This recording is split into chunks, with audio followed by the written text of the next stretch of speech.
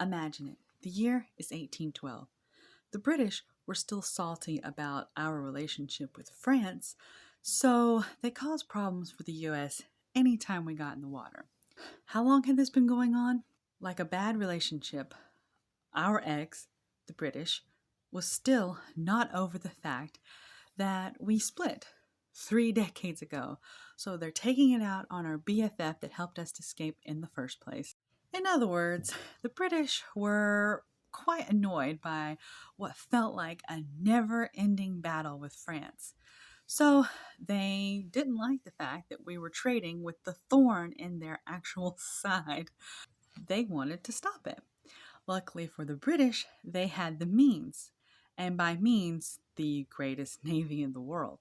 Greatest navy or not, the Americans found themselves annoyed with the fact that the British were imposing their practice of impressment, which is when British soldiers take American merchants, in this case, off their ships and force them to serve the British. Not only were the British stealing our men, they were supplying the Native Americans to fight westward expansion, particularly after the Battle of Tippecanoe, led by William Henry Harrison.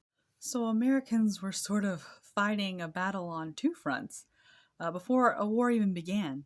Well, three if you count Canada.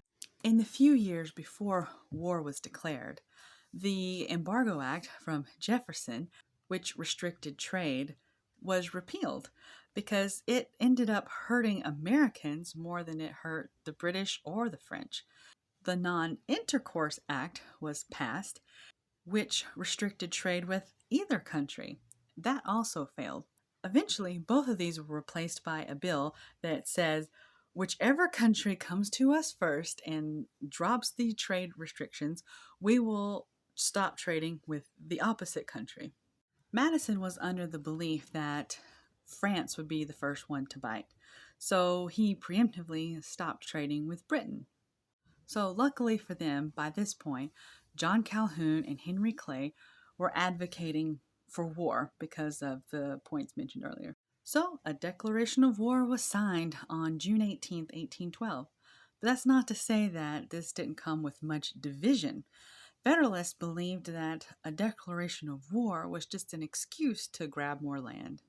As the closest British colony, the war started in Canada. The U.S. was woefully unprepared for war, but the British wasn't. In fact, once the battling started, the Americans were chased out of town and out of the country. Detroit actually was surrendered without one shot being fired, but it wasn't a British hold for long because William Henry Harrison eventually won the city back in the Battle of Thames, and this is the same battle where Tecumseh was. The Battle of Lake Erie was a win for America, showing that the Northeast Territory was under American control.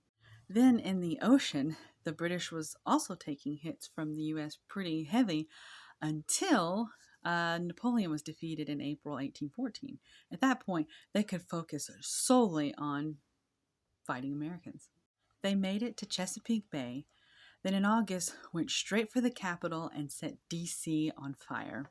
And I would be remiss if I didn't mention First Lady Dolly Madison's attempt to get as much of important things as she could, including this enormous picture of George Washington and other important documents on her way out as the British were coming straight for the White House. A few weeks later, on September 11th, the Battle of Plattsburgh happened in New York, and the Americans defeated the British there. 2 days later, Fort McHenry stood strong against bombardment for 25 hours. The next morning, Francis Scott Key was watching when the soldiers within the fort raised a gigantic American flag. This would be turned into a poem that would later become the Star-Spangled Banner. Bruised literally and emotionally, the British troops left that part of America and were on their way to New Orleans to fight on another front. However, they didn't know that peace talks were already going down. Apparently, the British, after losing in Baltimore, wanted out. The U.S. surprisingly said that the British could continue on with their practice of impressment. And in return, the British said that they would leave Canadian borders alone and that they would also back off the Native Americans. This was during for the Treaty of Ghent, which was signed on Christmas Eve. The British, who had been on their way to New Orleans, wasn't aware of any of this. So they attacked anyway and were also pretty severely defeated.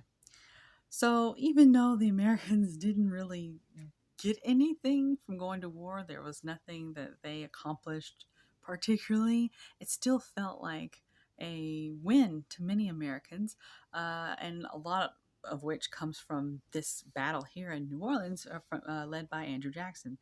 So it's not surprising that even though Andrew Jackson was who he was as president later on, there's still a Jackson Square in New Orleans. The war actually had a really positive effect on politics, too. This is when the era of good feelings was ushered in. And while the war was sort of a dud for the two major aggressors, it was a moment of realization for the minor ones. Canada and the Native Americans realized that they weren't going to have the right to self govern anytime soon. Oh, let's not forget that this is also pretty much where the Federalist Party ended, particularly because of their anti war stance.